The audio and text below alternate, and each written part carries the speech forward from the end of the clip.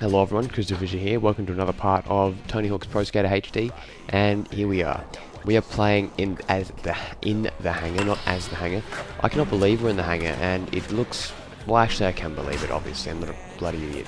But we're in the hangar, and it's what I meant to say was it's amazing to be in the hangar because it looks really, really nice on this computer and on the emulator, or not the emulator, the actual game. It just generally looks really awesome. They did a spectacular job. It has a really different vibe to what it does in the other version. In the PS1 version that I played, it's a lot more.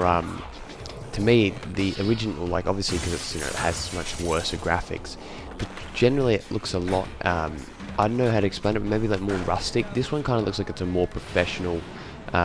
Area, location, hangar, you know what I mean? And outside's where it actually shines. I would have loved to see more of an outside secret area because, wow, that sound effect is just definitely too loud.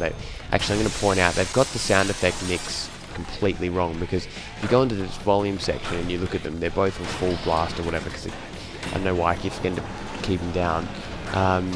You'll see that the sound effect and the regular one are on the same volume. Same meter, but one of them's just so much louder than the other. But alright, I keep missing this bloody one here. Come on. Oh, there's money here.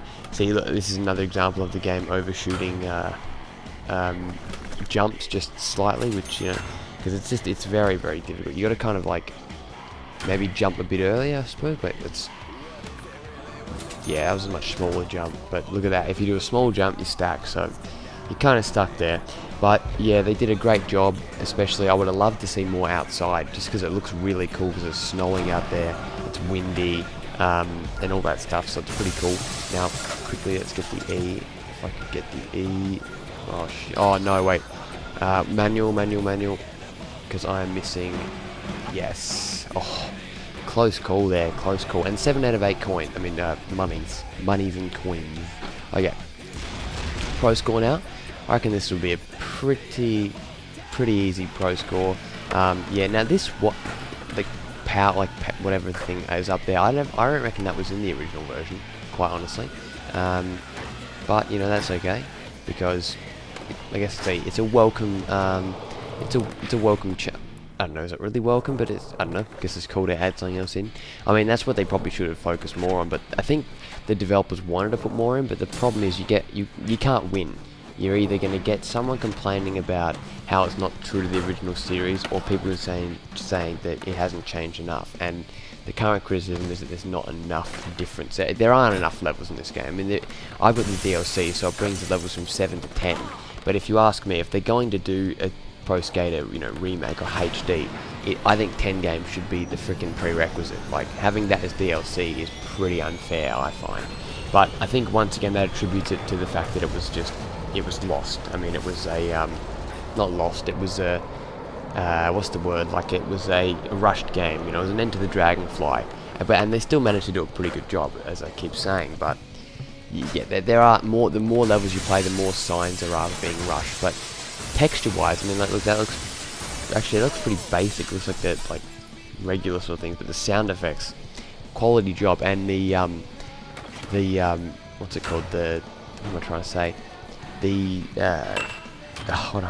Graffiti. Yeah, graffiti looks really fucking awesome. I love the graffiti on the ramps. Is something that just looks better with every generation.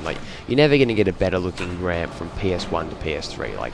The way the tire marks, the scratches, the dents. I mean that's what the PS3. That's what textures PS3, PC, Xbox 360, that's what they can do that the PS1 just can't. There is a certain charm to the original Tony Hawk games. I just love that level.